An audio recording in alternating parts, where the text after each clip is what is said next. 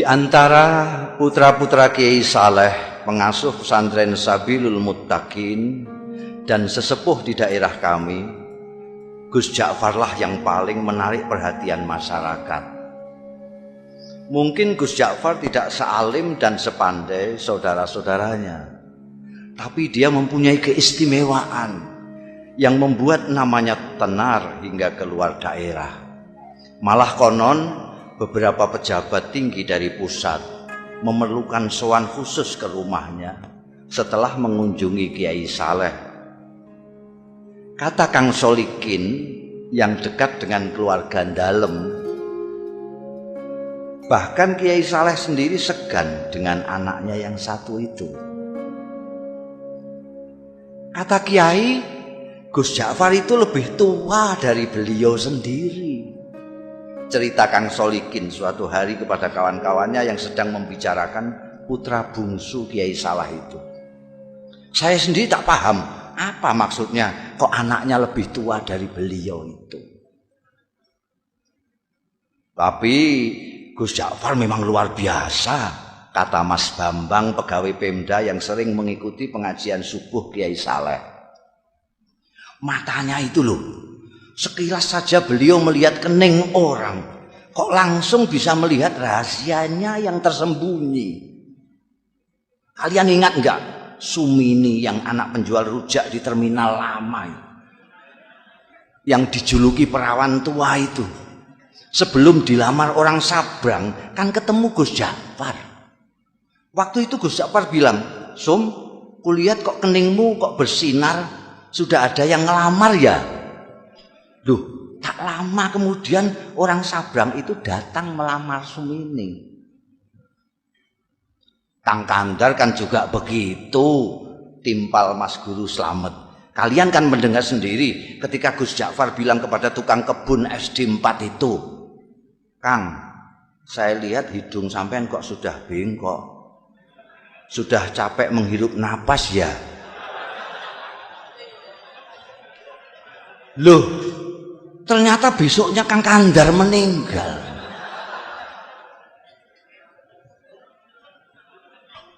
Ya, waktu itu saya pikir Gus Ja'far hanya berkelakar, sahut Ustadz Kamil.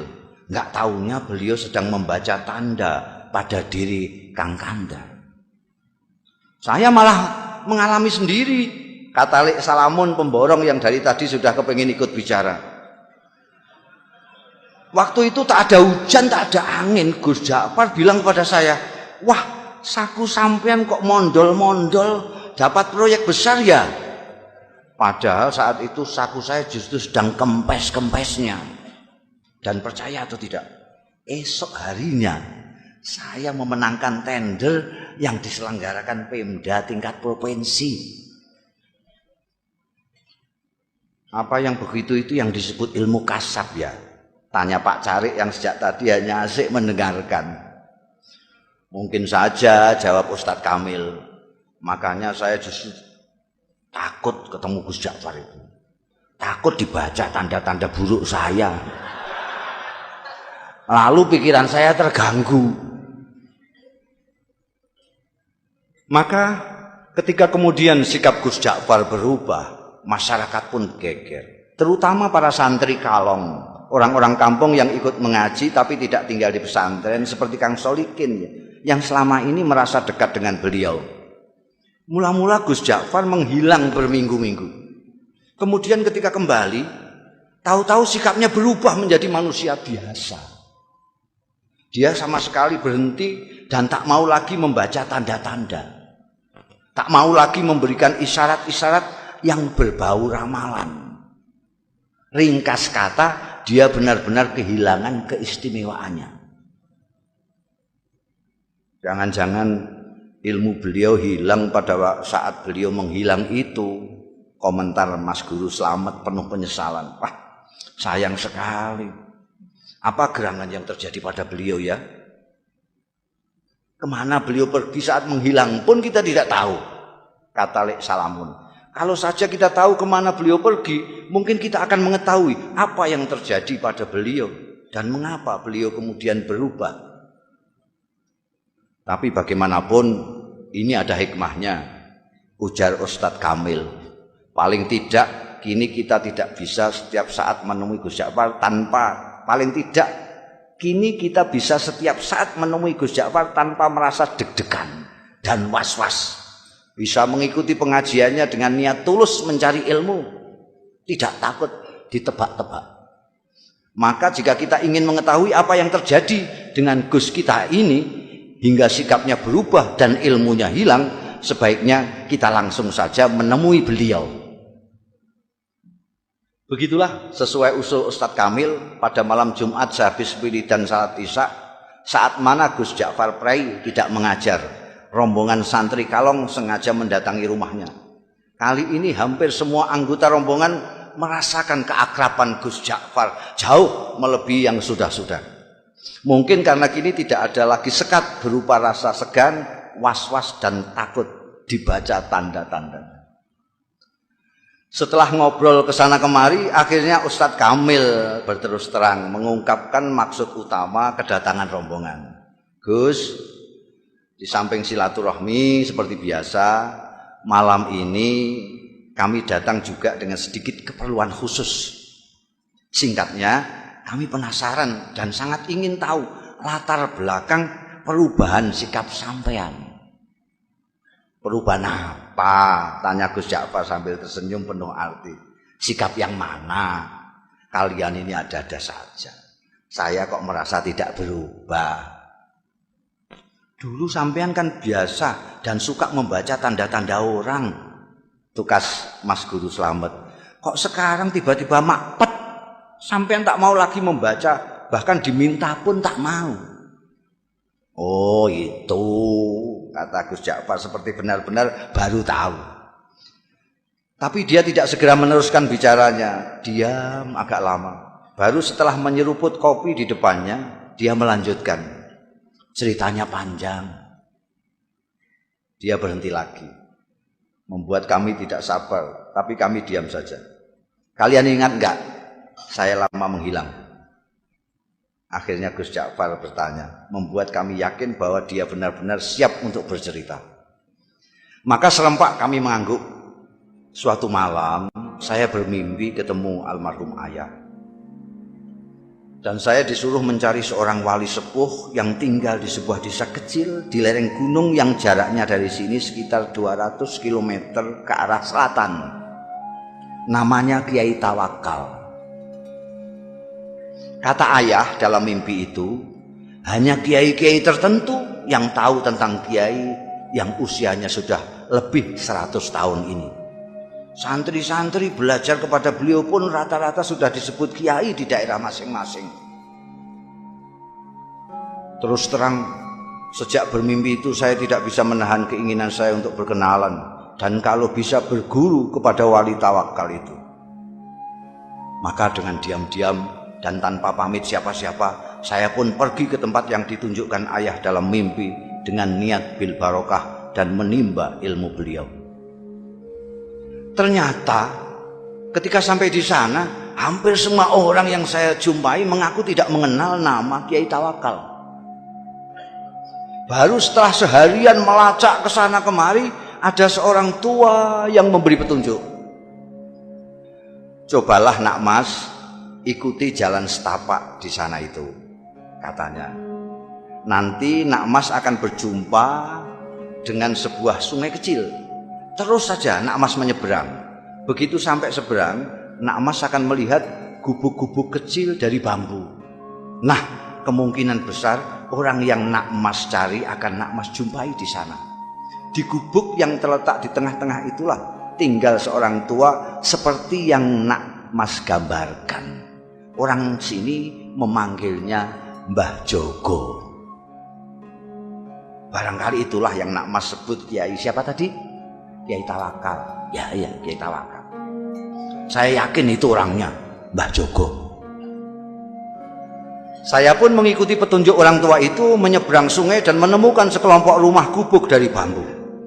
Dan betul, di gubuk bambu yang terletak di tengah-tengah, saya menemukan Kiai Tawakal alias Mbah Jogo sedang dikelilingi santri-santrinya yang rata-rata sudah tua. Saya diterima dengan penuh keramahan, seolah-olah saya sudah merupakan bagian dari mereka.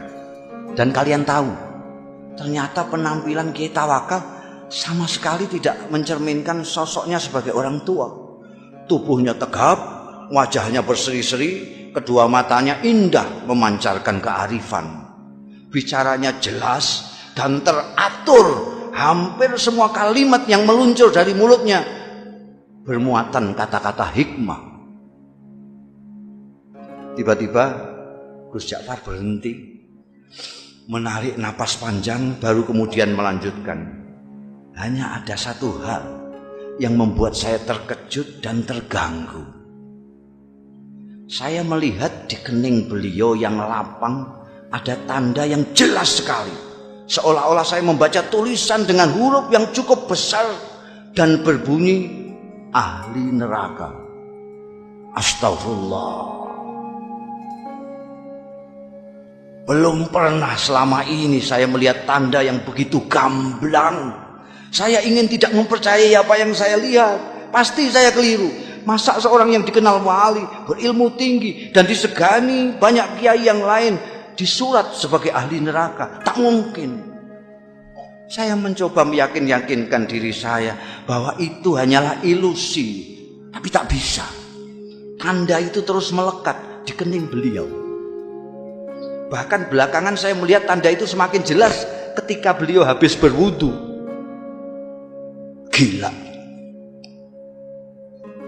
Akhirnya niat saya untuk menimba ilmu kepada beliau, meskipun secara lisan memang saya sampaikan demikian, dalam hati sudah berubah menjadi keinginan untuk menyelidiki dan memecahkan keganjilan ini.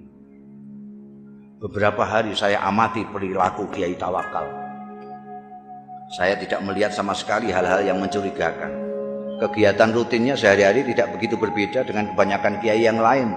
Mengimami salat jamaah, melakukan salat sunnah seperti duha, tahajud, witir dan sebagainya, mengajar kitab-kitab, umumnya kitab-kitab besar, mujahadah, zikir malam, menemui tamu dan semacamnya. Kalaupun beliau keluar, biasanya untuk memenuhi undangan hajatan atau, dan ini sangat jarang sekali, mengisi pengajian umum. Memang ada kalanya beliau keluar pada malam-malam tertentu, tapi menurut santri-santri yang lama, itu pun merupakan kegiatan rutin yang sudah dijalani Kiai Tawakal sejak muda. Semacam lelono broto, kata mereka. Baru setelah beberapa minggu tinggal di pesantren, saya mendapat kesempatan atau tepatnya keberanian untuk mengikuti Kiai Tawakal keluar. Saya pikir inilah kesempatan untuk mendapatkan jawaban atas tanda tanya yang selama ini mengganggu saya. Begitulah pada suatu malam purnama, saya melihat Kiai keluar dengan berpakaian rapi. Beliau berbelok. Ketika kemudian saya ikuti belok, saya kaget ternyata sosoknya tak kelihatan lagi. Yang terlihat justru sebuah warung yang penuh pengunjung. Terdengar gelak tawa ramai sekali. Dengan bengong saya mendekati warung terpencil dengan penerangan petromak itu. Dua orang wanita, yang satu masih muda, yang satu lagi agak lebih tua, dengan dandanan yang menor, sibuk melayani pelanggan sambil menebar tawa genit ke sana kemari. Tidak mungkin Kiai mampir ke warung ini, pikir saya. Ke warung biasa saja tidak pantas, apalagi warung yang suasananya saja mengesankan kemesuman itu. Mas Ja'far, tiba-tiba saya dikagetkan oleh suara yang tak asing di telinga saya, memanggil-manggil nama saya. Masya Allah, saya hampir tidak mempercayai pendengaran dan penglihatan saya. Memang betul, mata saya melihat Kiai Tawakal melambaikan tangan dari dalam warung. Dengan kikuk dan pikiran tak karuan, saya pun terpaksa masuk dan menghampiri Kiai saya yang duduk santai di pojok. Warung penuh dengan asap rokok. Kedua wanita menor menyambut saya dengan senyum penuh arti. Kiai Tawakal menyuruh orang di sampingnya untuk bergeser. Kasih kawan saya ini tempat sedikit. Lalu kepada orang-orang yang ada di warung, Kiai memperkenalkan saya. Katanya, ini kawan saya, dia baru datang dari daerah yang cukup jauh, cari pengalaman katanya. Mereka yang duduk dekat serta-merta mengulurkan tangan, menjabat tangan saya dengan ramah. sementara yang jauh melambaikan tangan. Saya masih belum sepenuhnya menguasai diri, masih seperti dalam mimpi. Ketika tiba-tiba saya dengar Kiai menawari, "Minum kopi ya?" Saya mengangguk asal mengangguk. "Kopi satu lagi yuk," kata Kiai kepada wanita warung sambil mendorong piring jajan ke dekat saya. "Silakan, ini namanya Rondo Royal, tape goreng kebanggaan warung ini." Lagi-lagi saya hanya mengangguk kepala asal mengangguk. Kiai Tawakal kemudian asik kembali dengan kawan-kawannya dan membiarkan saya bengong sendiri. Saya masih tak habis pikir, bagaimana mungkin Kiai Tawakal yang terkenal waliullah dan dihormati para kiai lain bisa berada di sini, akrab dengan orang-orang beginian, bercanda dengan wanita warung. Inikah yang disebut Lelono Broto? Ataukah ini merupakan dunia lain beliau yang sengaja disembunyikan dari umatnya?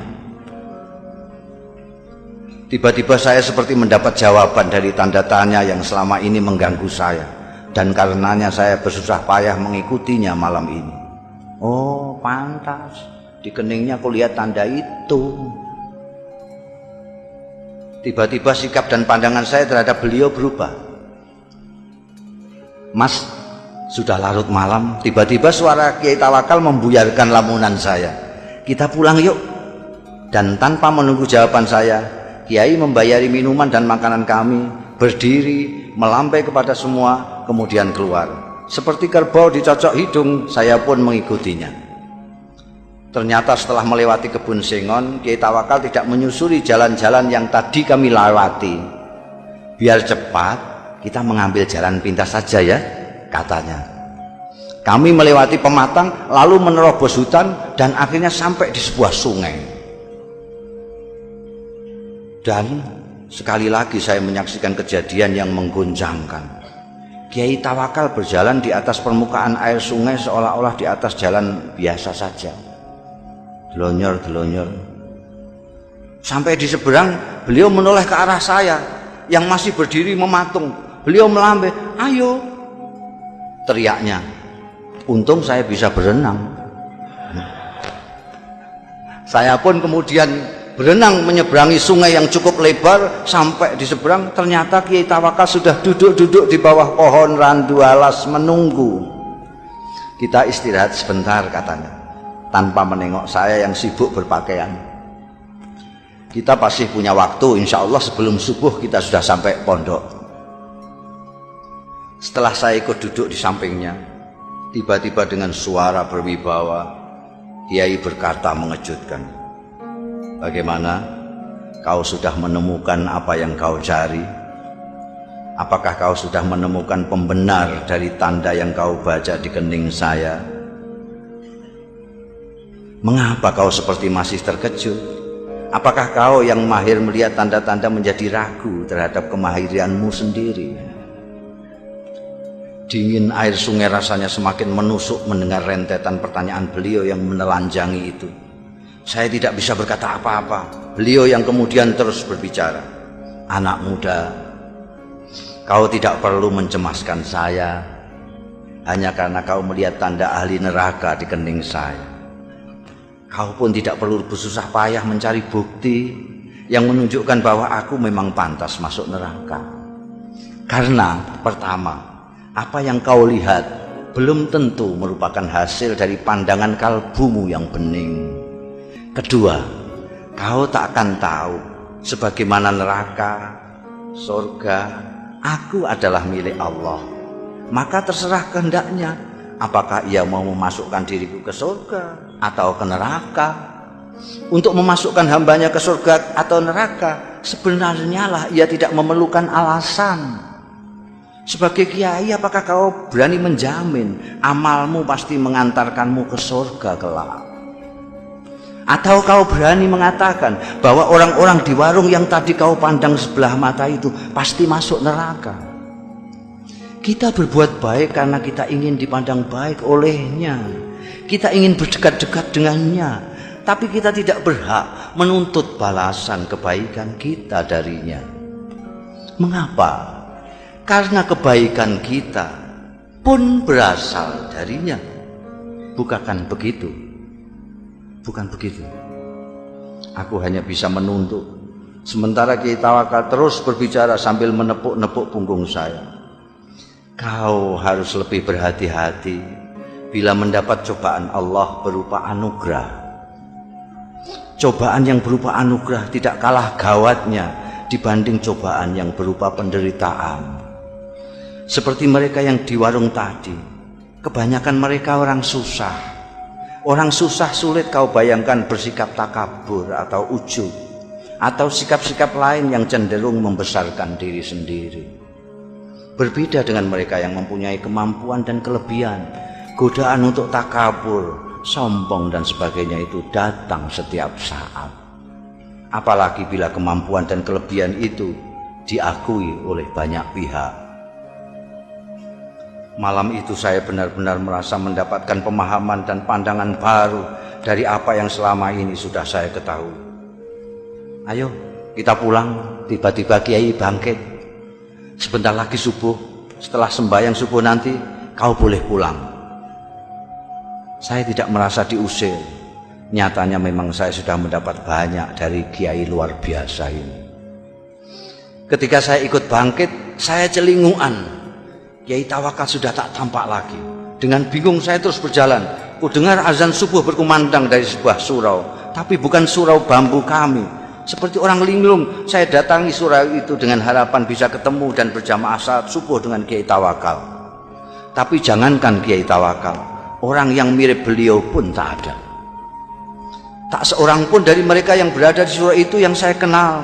Baru setelah sembahyang, seseorang menghampiri saya. Apakah sampean Ja'far? Tanyanya. Ketika saya mengiyakan, orang itu pun menyerahkan sebuah bungkusan besar yang ternyata berisi barang-barang milik saya sendiri. Ini titipan Mbah Jogo, katanya milik sampean. Beliau di mana? Tanya saya buru-buru. Mana saya tahu, jawab. Mbah Jogo datang dan pergi semaunya. Tak ada seorang pun yang tahu dari mana beliau datang dan kemana beliau pergi. Begitulah ceritanya. Dan Kiai Tawakal alias Mbah Jogo yang telah berhasil mengubah sikap saya itu tetap merupakan misteri. Gus Ja'far sudah mengakhiri ceritanya, tapi kami yang dari tadi suntuk mendengarkan masih diam tercenung sampai Gus Ja'far kembali menawarkan sungguhannya. Monggo tidak.